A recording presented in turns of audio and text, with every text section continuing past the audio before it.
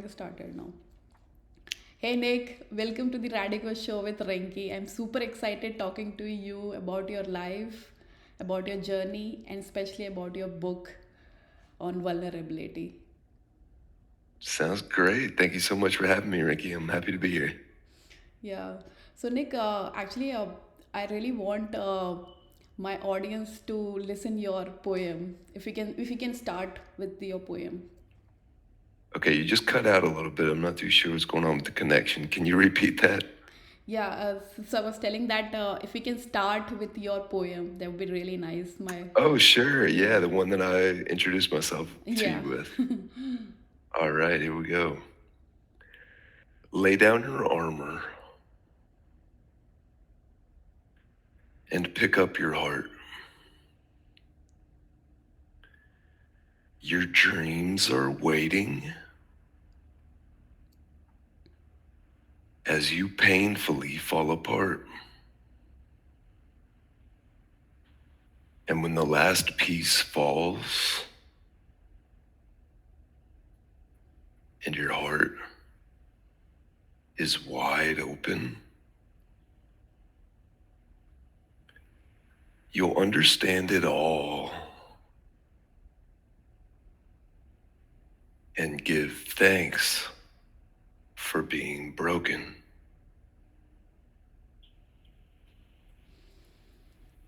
That's so deep. I mean, it's really, yeah. I still remember when I met you for the first time and we were introduced with this poem. Yeah, that was really deep. I'm so glad that our paths crossed. Yeah. So Nick, so I have your book and the title says that who am I? So I have one question. So why is it so important to know ourselves, or rather, I should say that we should know ourselves. I believe that that's one of the prerequisites to really gaining a better relationship or a stronger relationship with the universe or God or whatever you want to call it. Because ultimately, the way I see the world is that God is within us. And this physical experience that we're going through, this egoic experience, the deeper we can truly understand what brought us to where we are today, the first 18 years of life typically have such a big influence on us because that's the household that we're in and that's what we see as normal. That's what how we view relationships. That's how we view a brother, sister, mom, dad, whatever that might be. And once we become an adult, and most of us, at least at the beginning of years of adulthood, we don't really take time to really examine what got us to where we are and what brought these beliefs up. But typically, it takes something difficult, something confusing, a heartbreak, whatever it might be, for us to start, okay, what got me here? And maybe I didn't have everything figured out. Maybe my parents didn't have things figured out. Um, so that self examination and that self reflection is so important because if we can't be real about the past and really truly reflect, then we aren't going to be able to grow at the rate that we really can. Yeah, well said. Yeah, that's so true. I mean, knowing ourselves and getting comfortable in our own skin, that completely changed the game and how you perceive the life. So, how did you come up with the idea of vulnerability is equal to powerability? Because I mean, most of the people, they're not comfortable talking about their miserable things they have done, and also what if other people gonna judge me about our weaknesses, or maybe they can take advantage of knowing if they're gonna know about our weaknesses. So, what you say? Sure. So vulnerability, it can be a little tricky because it's not like you just want to meet a stranger and just open up to them about all of your stuff. Um, it's important to do it with someone that you trust, someone that you know that loves you. And let's say that you've had a friend for a long time and you read my book and be like, all right, I kind of am buying into what Nick is saying. It makes sense that, hey, if I want to move on from this stuff, then I need to confront it. And let's say you open up to a friend about something something you had a lot of shame about that you did when you were younger, or even that you did when you're an adult. Because it's not like we just stop doing silly things just because we get older. If that person reacts to you with any sort of judgment or guilt, that's not yours. That's actually theirs. You're the one that actually is having the courage to confront it and be like, hey, this happened. I did this. I just need someone to talk to about it. Now, more than likely, and if you choose someone that you do trust and that is the person that you think they are, more than likely, it's actually going to allow them to put their guard down. And a lot of times, people will open up to you about something that they have that might be similar, or just something that they have shame and guilt about. You'd be amazed by all of the things that people have opened up to me about. Like, I have a friend from junior high, we've known each other for almost our entire lives, and I had no idea about, something really heavy that he did. But he felt safe and he felt comfortable opening up to me because I've shared my stories of vulnerability. And the truth is, Rinky, is that we all have stuff. We all hurt people at one time or another, especially when you involve love, and I'm talking about romantic love and sex. It can get really messy, and our inner childs can get hurt really easily and act out and do all sorts of, you know, not so great things when we're just trying to gain the love that we all want and desire and deserve. Um, and you asked, how I came up with that vulnerability equals powerability. It's something that just kind of came to me. I read Brene Brown's book a long time ago called Daring Greatly. She's the academic side of vulnerability. She studied shame and vulnerability for about 10 years before she wrote the book. And that book helped me understand the concept of how vulnerability worked. But it wasn't until I actually put it into practice that I really saw that, oh my God, like, yeah, this is 100% real. And the example that she uses, let's just imagine that you're at some sort of conference and there's someone up on stage and they're speaking about all sorts of really terrible things that they did.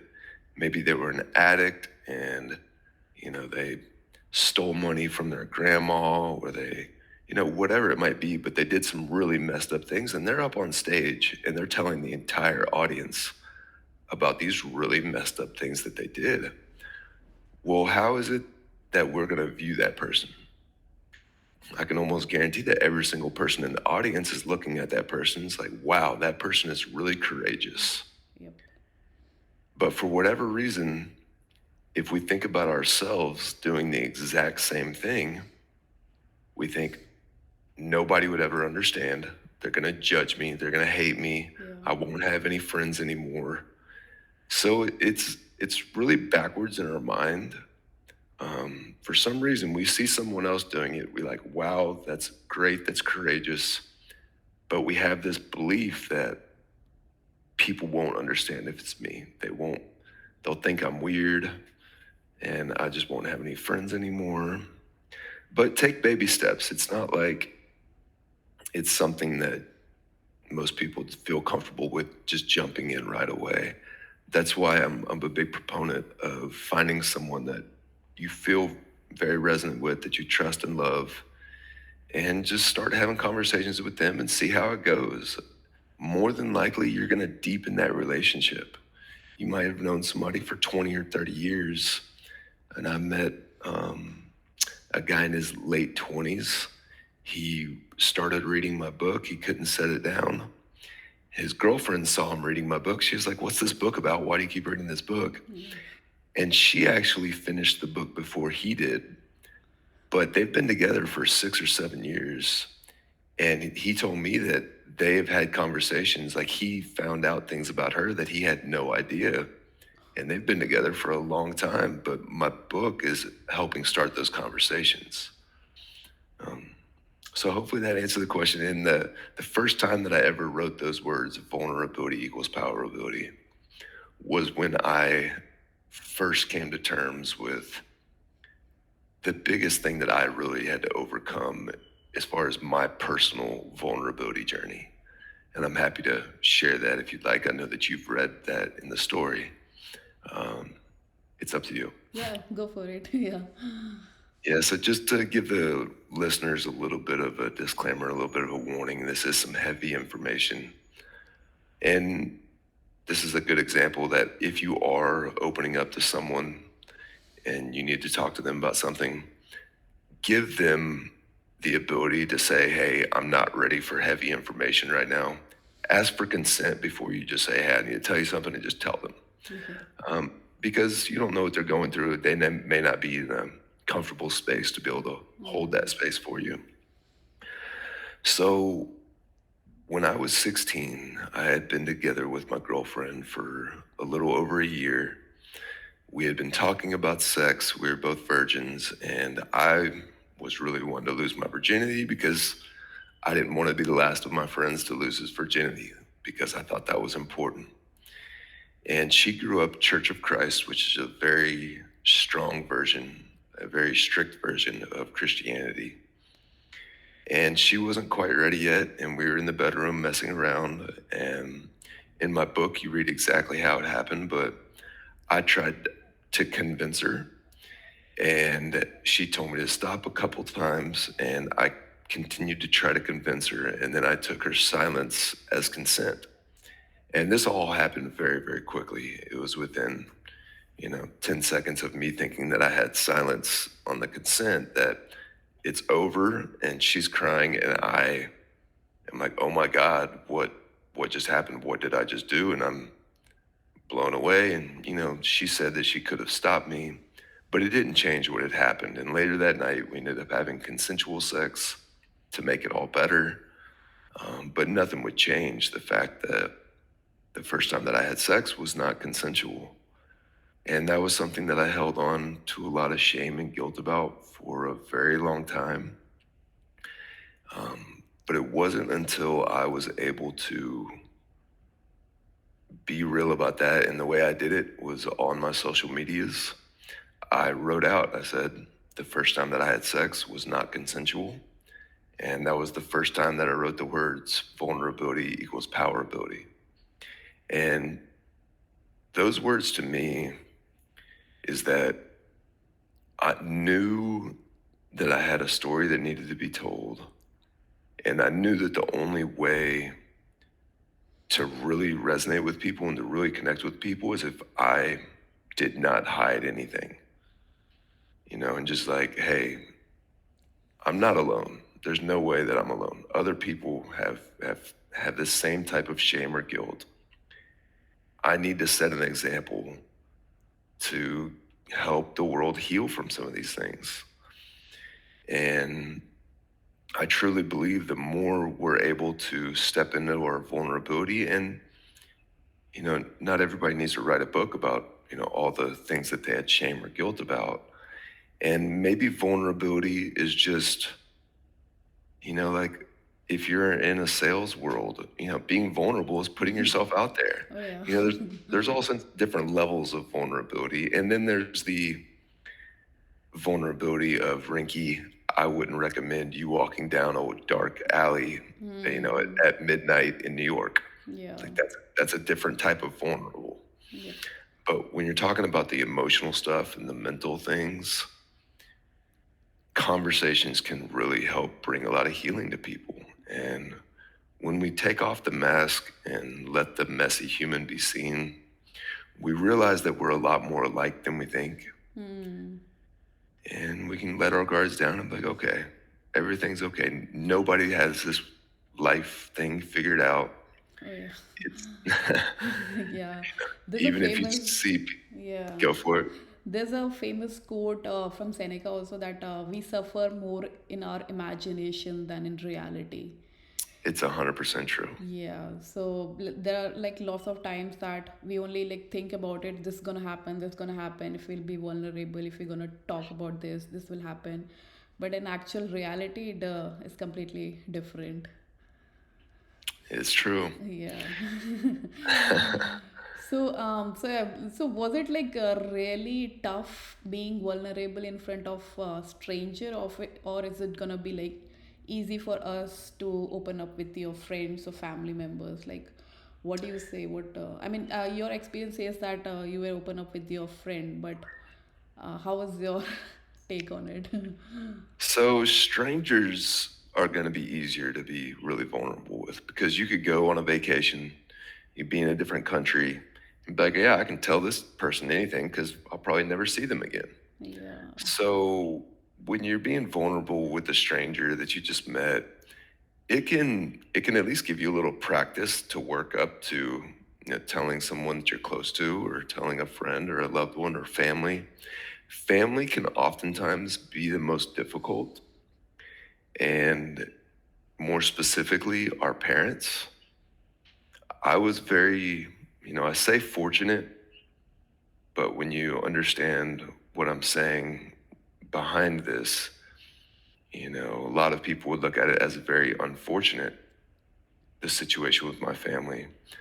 But I believe I'm very fortunate that the opinions of my parents, it didn't matter. Once I, you know, came to my truth with what I believe was going on with my family, and the belief that there's just so much denial, and it was just somewhat, all right, I don't care at all what my parents think. And that was a really, you know, that kind of pushed me into becoming who I've become. And, I'm still becoming who, we Hmm. never stop becoming. Yeah. But most of the time, the opinions of our parents are the most difficult to let go of, and that oftentimes hold us back from really embracing the new version of ourselves, or really embracing more vulnerability, or really just putting ourselves out there. Hmm. We, we want to make our parents proud. Hmm. Our parents have these preconceptions that, all right, they just want to see us have a stable life, be safe, Yeah. and ultimately the most fulfilling life involves taking risks Yeah. and involves change. If we continue to be the same, like if I continued to be the same Nick in the same box that my parents felt comfortable with me in, because your parents feel comfortable with you in the box that they know you as. All right, Mm. this is how they left the house. This is what they were like when they were 18.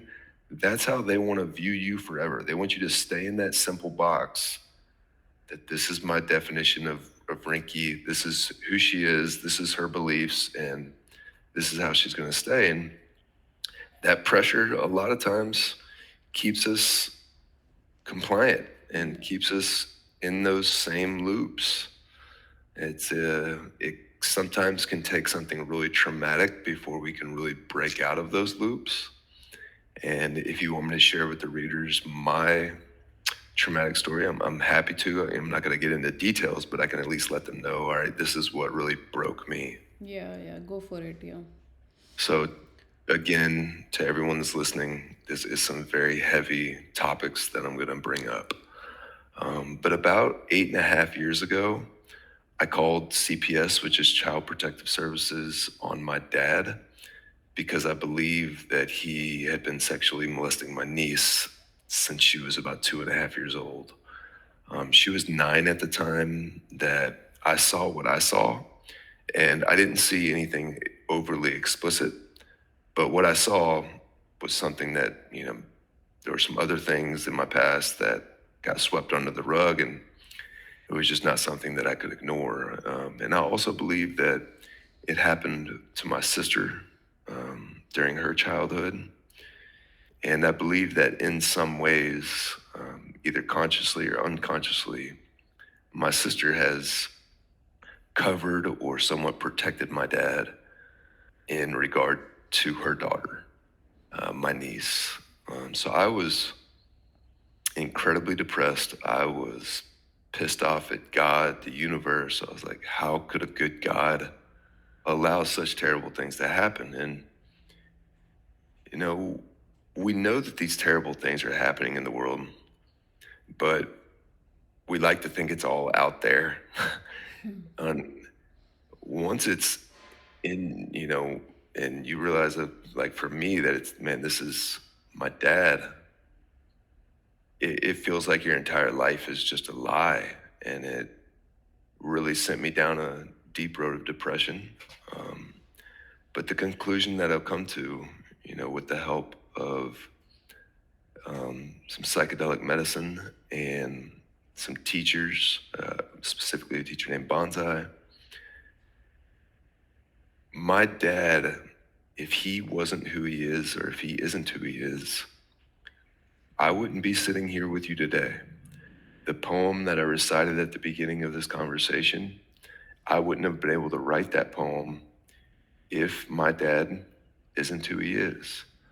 So what I've come to is that we have to have the darkest of the dark so the light can shine. You've read my book, Rinky, right? Yeah.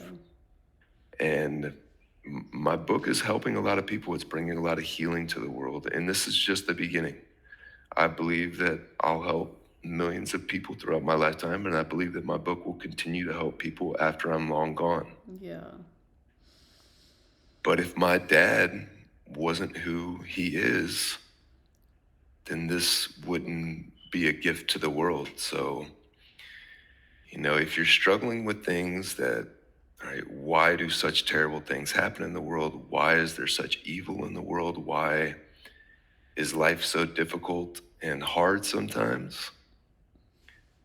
I'm living proof that the most difficult things in life can become our greatest gifts.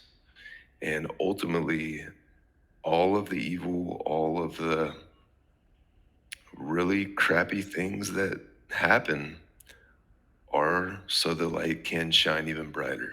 And it may take 10 to 15 years before we actually can gain that perception and really zoom out and be able to see that, okay, in the bigger picture, this was actually a good thing.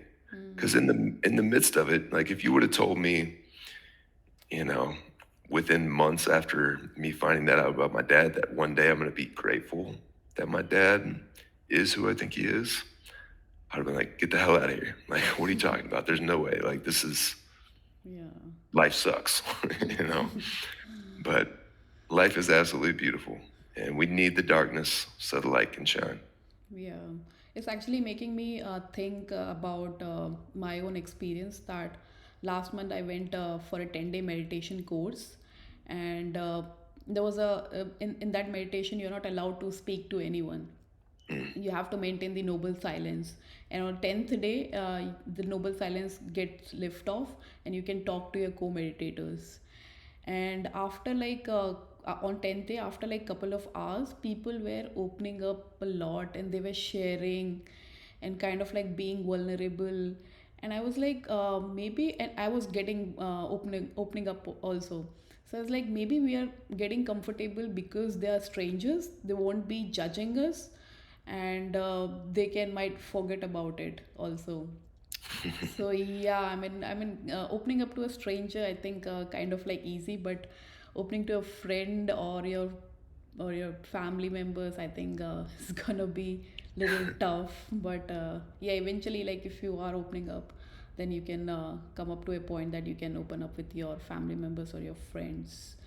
So I was reading your book also, and there was a topic came in, and also I was getting to know that you are working on this mirror talk, self love, and actually followed the Mel Robbins hi-fi thing.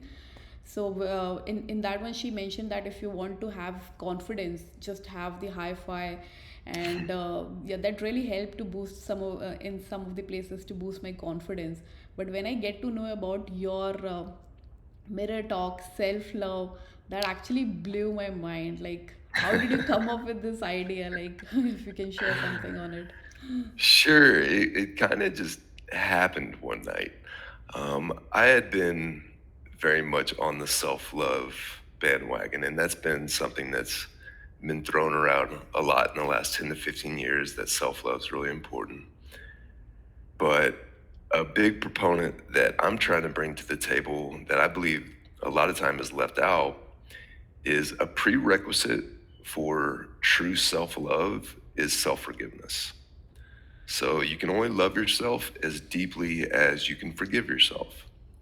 So me doing that work and coming to terms with, the thing that happened when I was 16, that was what really gave me the understanding. And, when I had my awakening experience, something that I realized is that, hey, every single person is just another reflection of myself. We're all in this together. We're all just part of Mother Earth. And if I'm looking at another version of me right now through this computer and I'm seeing Rinky is that, hey, you're just another reflection of me. Yeah. Well, if the mirror is me looking at myself, well, I want to receive love from the world. I want other people to feel my love. And it is so literal that the more we can love ourselves, and a lot of times people struggle with this because they can be like, no, I'm pretty hard on myself, but I can love other people deeply. We think that we can, but it's actually not the way it works out. We'll end up being mean to them at some point, or if we're more judgmental of ourselves, we be more judgmental of other people. So I had this innate understanding that, all right, I've got to, if I can look at myself in the mirror and just stare at myself in the mirror and really, start with just looking at yourself and just trying to find compassion and trying to look in your eyes and see that inner child that has just tried to do their best and you're still trying to do your best. And when we become an adult, a lot of times we think that we have to leave behind the silly and the goofiness. Man, the more we can embrace that silly and the goofiness, I believe the more of an adult we actually are because it takes courage Yeah. to have fun and be playful. And, my book is a very serious book. Yeah. I'm a very playful, not childlike. I have, of course, the sides of me. And if I need to be serious about something, of course, I can be serious about something. But Hmm. I believe the less serious that we take that person in the mirror, the less serious we are going to take everyone else. And people can feel that vibration that, all right, this person is just a shiny, bright, he's always smiling. Well, it Yeah. really does start with the person in the mirror. The first time that I did it, I was actually on LSD with a group of friends, and I kept telling my friends, I was like, hey, next time you go to the bathroom, tell that guy in the mirror, tell him you love him. And, they kind of think I'm joking or I'm trying to be as dead serious as possible. Of course, I'm laughing when I'm doing it, but like I really want them to say, all right, Yeah. look at yourself in the eyes, tell yourself you love yourself. Yeah. And then I just decided, all right, I'm going to do a video. And I wanted a friend to come in there and do it with me. And I convinced somebody to do it with me. And I did one. And after that first time, it kind of snowballed. It was like people really enjoyed it. And like, all right, I'm just going to start doing this every day and set an example for being goofy with yourself, not taking yourself seriously, having fun with yourself in the mirror is really important. And since I've been doing this, Rinky, it's been going on for, golly, probably 6 years now, going on 6 years. Oh. Uh, for 2.5 years, I did it every single day did not miss one day. Um, but it's brought me to where I am, and I know you've been around me for a small amount of time. Yeah. My happiness and my joy is not a facade. Um, it can be felt. I'm very genuine. I'm very authentic. And when we start giving that person in the mirror the love and joy that and the fun that we all deserve, that's where your creative side will really start taking more of a lead, and you'll start feeling a little bit more free, a little bit more relaxed. And just because you start loving yourself doesn't mean that life's just going to get easy. But practicing the self love when things are going well makes it easier to be able to do it when things aren't going so well. When life inevitably will get hard or something goes unplanned, well, that's the time when the mirror can be even that much more powerful. Yeah. But you have to build that muscle, and it's going to feel awkward at first. It's going to Hmm. feel, you know, maybe not fully genuine. Yeah. This is something that you should literally fake it till you make it. Hmm. You don't even have to say it out loud at first. If you just can look at yourself in the eyes every time you go to the bathroom, every time you go to the mirror, even when you see yourself in the car door reflection, Yeah. try to make eye contact with yourself and just say you're doing great. Hmm. Yeah. That really helps. Yeah. Even Mhm. after like I've experienced also. I was scrolling your reels, and even if I'm not in front of the mirror and I was watching your reel, that kind of like reflected whatever words we were saying. Kind of like reflected. Okay, so you're doing good. You're doing good. So I was imagining what if I'm going in front of the mirror and saying all those same words, how that gonna impact me. So there was really a nice thing I came across, and that actually blew my mind. I started doing whenever I just go by Yeah. in front of the mirror, so I just do the same thing. Even I have my mirror in front of my refrigerator. So when I'm opening up stuff and I'm getting stuff from the refrigerator, I just like say hi and try to have the eye contact. uh, Yeah. that brings me so much joy, Yeah, that you was know. really awesome. So, in one of the chapter, you mentioned about Bansi, right? So you were on your low field of your life, and you were kind of like feeling low, and you wrote a letter to Bansi. You wanted to have some guidance, and he wrote you back, and you have like whole paragraph written, and that was really deep. I mean, I even read it twice, thrice, the whole paragraph, and that was really deep. And then I kind of like reflected, and the words whatever he has used, he asked you to do some of this stuff, prepare your resume, stuff like that, do meditation, feel, be aware with yourself, and you also worked on it. So you also did some meditation also. So if you want to explain your some of your experience, how was your conversation with Bansi, and how did you come up with it? Sure. First of all, thank you so much for Bonsai coming into my life. He is an amazing old yogi, and I'm incredibly grateful for his presence in my life. I was the first time that I really needed his guidance was when I had to resign from my job, because we're talking about being vulnerable. Well, you have to, we talked about boundaries and really trying to not just throw up a bunch of information on a stranger. And I made that mistake early on, and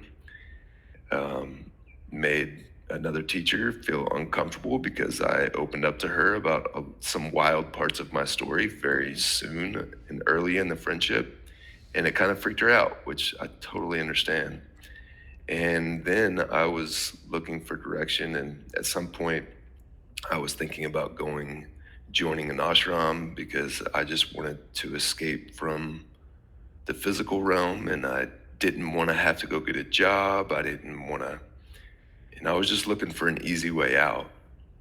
And Bonsai was incredibly wise in telling me that if you want to continue to progress in this spiritual journey, you need to be able to become self reliant. And that was one of the first things that he really said. And something that he quoted at the end of one of the emails, and this quote has made such an impact on me. And I've shared this quote with so many different people.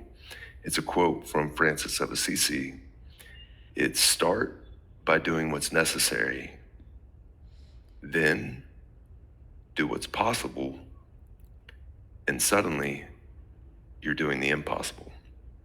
Wow. So that cycle doesn't just happen once in life. That cycle can continue and continue. I'm back to doing what's necessary. In my life right now, I'm out there hustling every day at the beach, selling books because I need to pay off debts. I need to get my book off the ground. But do I plan on being out there 7 days a week for the rest of my life? No. I know that something's going to shift at some point. But if you're willing to do whatever's necessary, a lot of people want to skip that first stage. But it is so vital. It builds up resilience within us. It builds up self-confidence that, all right, it doesn't matter where I'm at. If I just start somewhere and just slowly inch away at what I'm trying to accomplish, then the world does open up to more possibilities. The meditation technique that he told me really helped me. It's still the meditation technique that I use today. I was having some issues with doublethink. I had contradicting thoughts in my head, which many of us do, and it's not like I never have contradicting thoughts anymore. Yeah. Those things don't just go away that easily. But the meditation is an incredibly powerful way to really silence some of those voices and really just get some more clarity on what the next step is. The meditation technique that he taught me was, of course, close your eyes, get in a comfortable position, sit up straight, and then I'll ask myself, am I aware?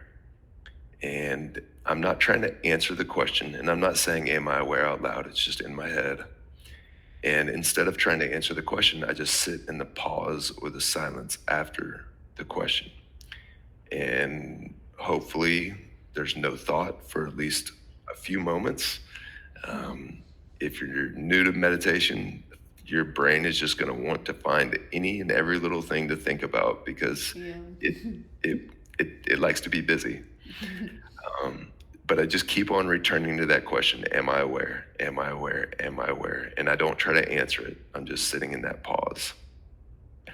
But bonsai, and I believe that it's pronounced bonsai, even though it looks like Bonzi. Yeah, that's what I was saying. I think every single person that sees his name, it says it's Bonzi. But if I remember correctly, when I was first introduced to him, and maybe I'm gonna send a message to his grandson and be like, "Hey, is this Bonsai or Bonzi?" But either way, Yeah. incredibly wise old man. He relayed a story as well about a professor going to visit a Zen monk. And I was really trying to understand more of the infinite. And I just couldn't stop thinking about infinity and trying to wrap my head around some of these things. And that's all I wanted. I wanted to just escape from the physical realm and just focus on that. But if we're in a physical body, our journey isn't to just focus on the spiritual. If we truly want to understand the physical or understand the spiritual, the best way to understand the spiritual is to really understand the physical. It's that, if you want freedom, you have to understand structure. It's the yin and the yang. Yeah. Um, and yeah, so I'm trying to think about that. Okay, yeah, the story. So there's there's a professor going to visit a monk, and he's saying, "Hey, tell me about infinity." And he keeps on talking, and the monk is pouring tea. And once it gets to the rim of the cup, the Zen master just keeps on pouring, and the professor blurts out, "It's over full. It won't take any more." And the monk says, "You're the cup. First, you need to empty your mind. You have to not allow any thoughts. You have to just find that peace." And that's when true guidance and wisdom can actually come to you, when you're not trying to pursue it. You have to really just sit in the silence. And if you're meditating, trying to look for something, Mm, that's not the right way. It should just be sitting and meditating purely for the sake of sitting and meditating. So, yeah. and there's a lot more wisdom that Bonsai, gave in those emails. It'd be a lot to try to go over all that and try to remember all of that, but Yeah, yeah. I would highly really, recommend viewers to read, especially that chapter. That was really touching, and I even like you have also mentioned that you have read his letter twice or thrice to oh get yeah. more into it. And even I had to like read twice, thrice to just get absorb the whole thing, whatever he has written. And that was really deep. Yeah, I will highly recommend reading it.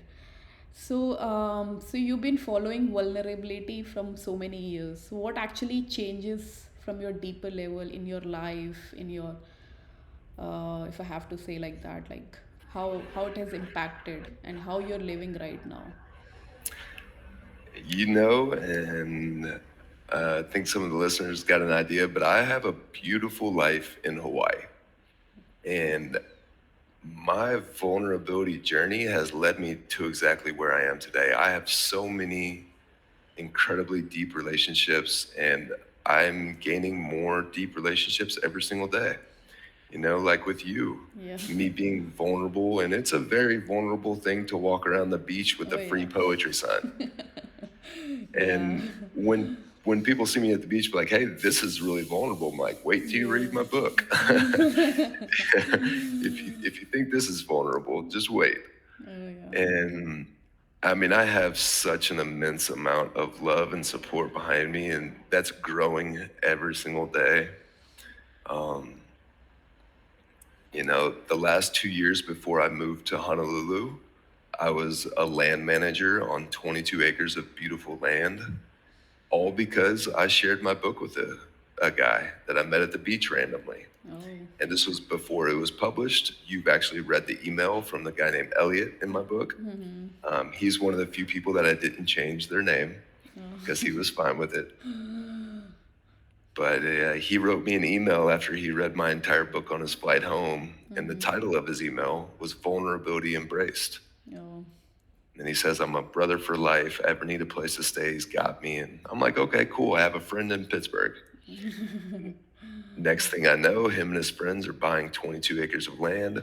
I came to Hawaii with $6,000 to my name, an Airbnb booked for 4 months.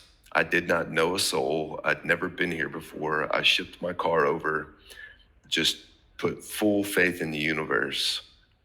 And the universe rewards when you're taking risk and you're doing it with good intentions and you're doing it with the right reasons. And I had full belief that ever since I started writing my book that the universe would have my back, that this will be a success, that I'll meet the right people.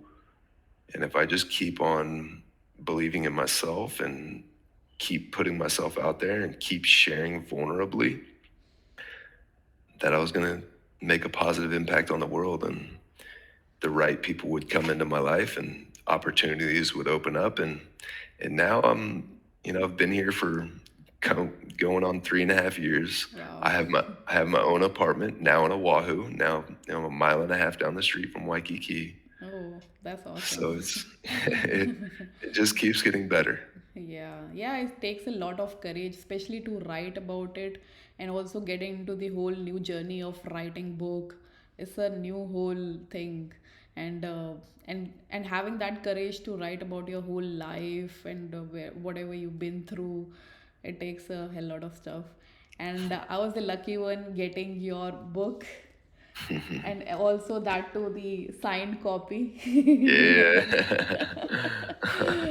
Yeah, that was really nice talking to you, Nick. I mean, I'm really thankful to you. I think we have touched a lot of point from the ground about vulnerability, self-love, and I would encourage all my viewers to read and get your book. And there was a really interesting conversation I ever had with the person. Thanks. Yeah. And yeah, you can find it on Amazon. Who Am I? Vulnerability Equals Powerability. And it's also on Audible if you're not much of a reader and you would rather listen to me read to you. Yep. It's me reading it. So if that experience sounds nice to you, you can go about it that way. Yeah. And you can also connect with me on Instagram. I just changed my handle about a month ago. I don't know if you've seen that, Rinky, but now it's Poet of Waikiki. Oh, okay. So that's what a lot of people are meeting me as or remembering me as. So at Poet of Waikiki. Okay. And then again, you can find my book on Amazon and maybe you'll leave a link. Yeah. Um, I will link all your handles down below. Sounds And great. yeah. So thank you so much, Nick. I mean, it's really nice talking to you. Thank you for being here. So if you have to say any one sentence to all my viewers left with, what would be that be? To see more in yourself, see yourself in everyone. That is a very, very true statement because the more we can embrace the oneness and that, hey, everyone's just a reflection, the more you're going to start seeing the power within you because we all have infinite power within us. We all have something incredibly unique to share with the world, but it's all about uncovering and taking off the mask and taking off a lot of that conditioning that has, pushed that inner child down. So, and the last thing, it only takes one person to believe in you, Yeah. but it's got to be you. It's gotta be you. That's so true. Yeah, that was a nice line to end with. Thank you Thanks. so much, Nick.